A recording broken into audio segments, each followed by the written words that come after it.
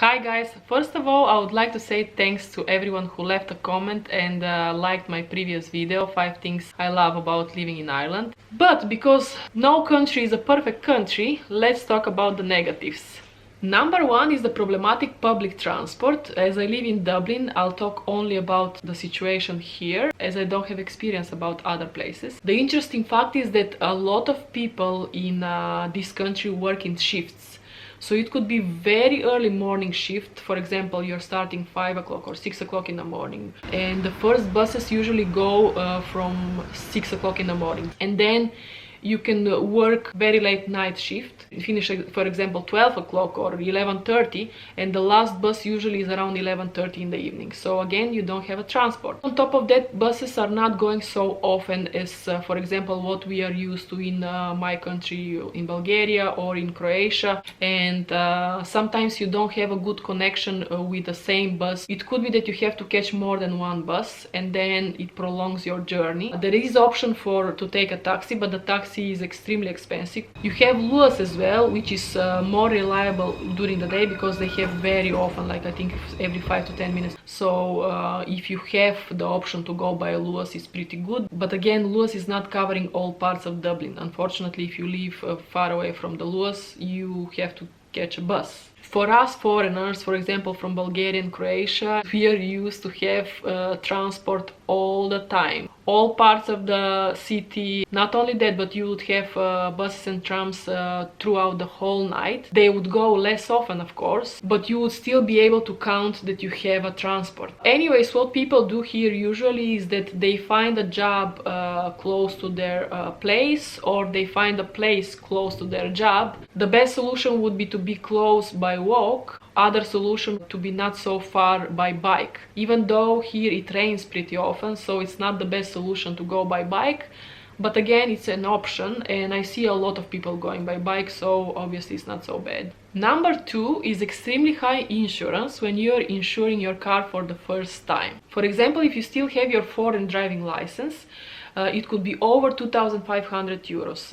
It's a good thing to exchange it into Irish license, so it goes down to maybe 2,100 if you don't have any no-claim bonus. You get a no-claim bonus for a car insured in your name for each year that you have no accidents. So it's a good thing to bring a no-claim bonus from your country if you had a car in your name there. This could probably lower it again around 500 euros. It depends on the car, it depends on many factors. And it's very interesting that here actually you insure the person on the specific car, where in Bulgaria and Croatia we insure the car and everybody can drive it if they have a driving license. Here, if you want somebody else to drive your car, you have to insure this person on your car as well additionally, and it could cost more money because of that. So for example, when I go to Bulgaria, I can take my uncle's car, drive it without any issues. Here my cousin came to us, but he was not able to take my car. The good thing, of course, is that the insurance goes down every year. You have no accidents. For example, if my insurance for the first year was 2,100,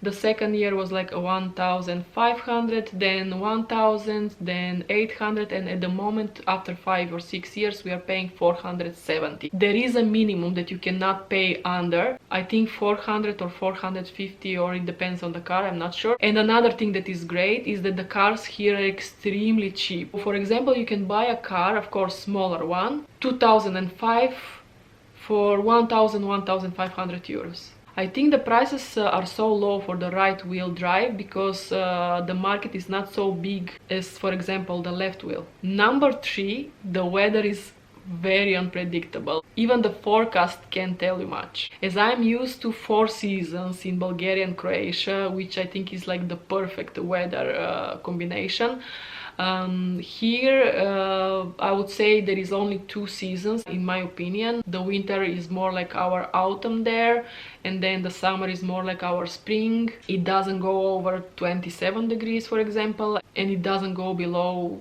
-2 probably. There is exceptions, of course, but approximately. I really love the hot weather and I miss the plus 38, 40 degrees. But if you don't like hot weather, you would actually love it here. For example, my cousin never liked the hot weather in Bulgaria. He would barely survive the summers. So for him is amazing. Another example is my boyfriend. He's coming from Lithuania, which is really cold country. They have very long winter, a lot of snow, very low temperatures, because it never gets too cold here. The weather for him is great. The biggest problem comes if you like to go around and if you like to go camping, as we absolutely love. And oftentimes even the forecast is showing you a good weather, but you go there and it's like not good weather, so you can't count with it too much and you get a bit frustrated. And whenever you go for camping, of course, you have to get your winter jacket, even in midsummer. As soon as the sun is gone, it gets pretty cold. First 4 years this didn't bother me much because everything was new, everything was very exciting and so on, but after 4 years it started bothering me a little bit because it's very hard to plan actually. Number 4 is the expensive rent. So again, I'm talking only about Dublin because I live here. If you are looking for a room where other people live as a couple, you would pay between 1,000 1,200. It can go over that as well, but for a single person you would pay probably between 600 to 800. And as well, it's much harder to find a room as a couple and a guy, much easier if you are a girl only. But if you want to have the whole place for yourself, then usually it could vary between 1,800 to 2,000 and over. It's crazy. And this is the price only for the rent, without the bills. Since I'm with my boyfriend, like almost 5 years, we live with other people the whole time. Yes, we can travel a lot because we save much more.